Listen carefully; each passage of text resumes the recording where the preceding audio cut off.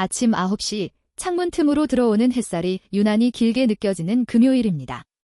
63세 은퇴를 앞둔 한 청취자분께서 보내주신 메시지가 오늘따라 마음 한구석을 찌르더군요.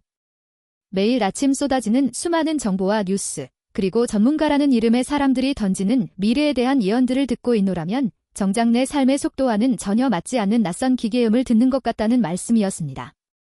사실 우리는 늘 무언가 대단한 변화를 갈망하면서도 정작 익숙한 일상의 궤도를 벗어나는 데에는 엄청난 에너지를 소모하며 주저하곤 하죠. 인간은 역사적으로 늘 단순한 자극에서 거대한 의미를 찾으려 했고 그 과정에서 수많은 시행착오를 겪어왔습니다. 오늘 우리 두 사람이 나누려는 이야기는 거창한 미래의 예측이나 낡은 이론의 나열이 아니라 왜 우리는 알고도 행동하지 못하며 그 관성 속에서 어떻게 나만의 중심을 잡을 수 있을지에 대한 아주 현실적인 고민입니다. 맞습니다, 지훈 씨. 사실 정보라는 게 넘쳐나면 오히려 지적인 허기에 시달리게 되죠. 45세 중소기업 사장님께서 말씀하셨던 것처럼 아침부터 쏟아지는 전문가들의 진단이 때로는 소음처럼 느껴지는 것도 당연합니다. 뇌과학적으로 보면 우리 뇌는 새로운 정보를 처리하는 데 엄청난 포도당을 소모하기 때문에 본능적으로 이미 아는 것이나 익숙한 것을 선호하게 설계되어 있습니다. 이걸 심리학에서는 현상 유지 편향이라고 부르는데 2002년 엘리나 슌피크의 연구처럼 우리는 변화가 가져올 불확실성이라는 공포보다 지금 당장 눈앞에 익숙함이 주는 안도감을 훨씬 더 높게 평가하거든요. 소위 전문가들이 던지는 유행어와 공포 마케팅은 바로 이 지점을 파고듭니다.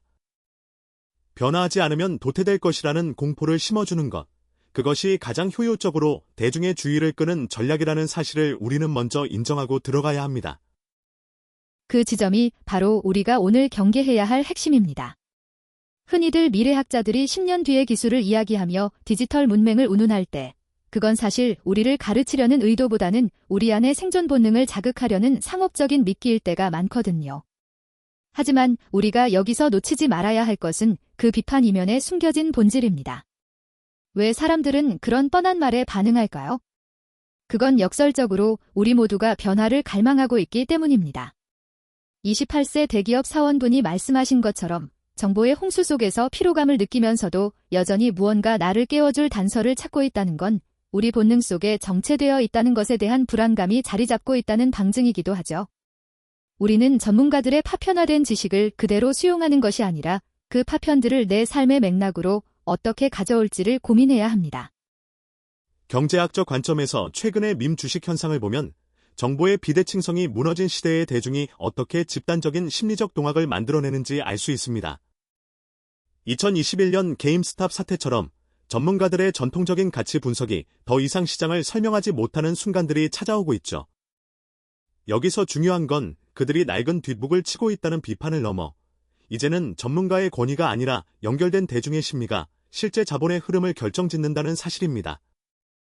뇌과학적으로 말하면 집단적인 행동은 개인의 합리적 사고를 마비시키고 강력한 도파민 보상을 제공합니다.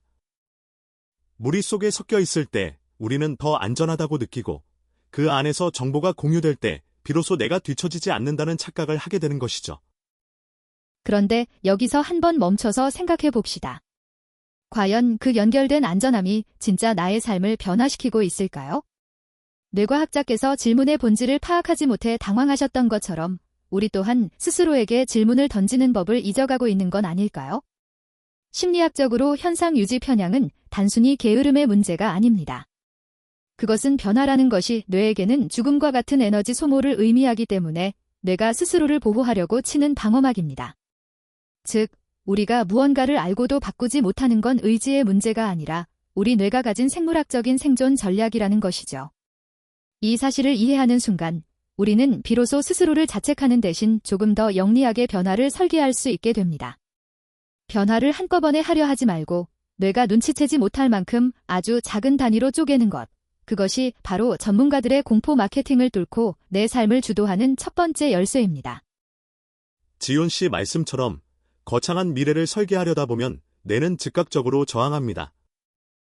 2036년의 몰입형 교육 팟캐스트가 우리 발음과 집중도를 분석한다고 해서 지금 당장 내 삶이 바뀌는 건 아니거든요.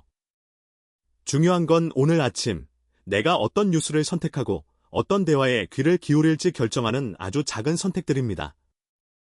전문가들이 제시하는 12.8%의 성장률이나 디지털 문맹이라는 단어에 휘둘리지 말고 그들이 왜 그런 수치를 들고 나왔는지 그 의도를 파악하는 것이야말로 진정한 정보의 주인이 되는 길입니다.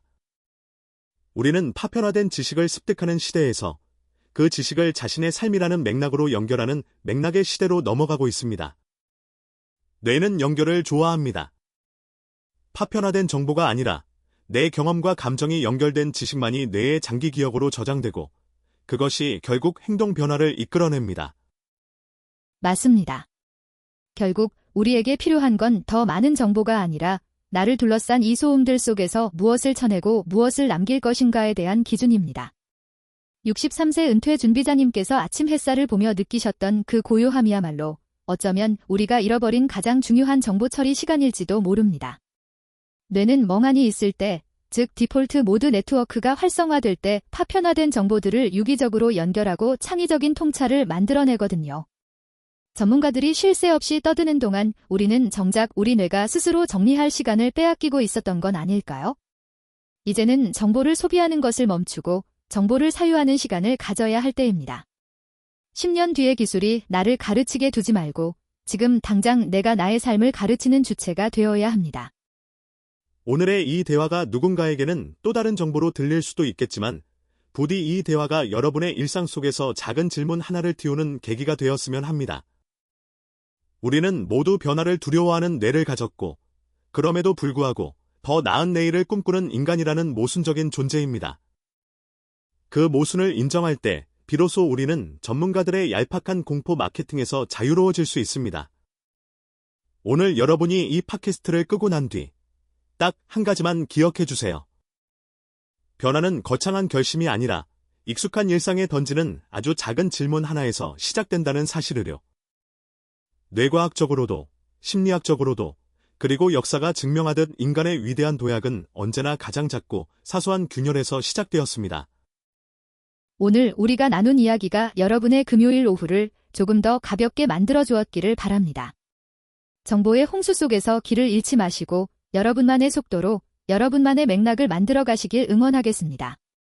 우리가 오늘 나눈 전문가들의 통찰이 비록 파편화되어 있을지라도 그것을 하나로 꿰어 나만의 목걸이를 만드는 것은 오직 여러분만이 할 수 있는 일입니다. 다음 주에도 우리는 더 깊이 있고 더 날카로운 질문으로 여러분의 아침을 찾아오겠습니다. 오늘 하루 당신의 뇌가 가장 편안해하는 질문 하나를 스스로에게 던져보시길 바랍니다. 변화는 가장 익숙한 곳에서부터 시작됩니다.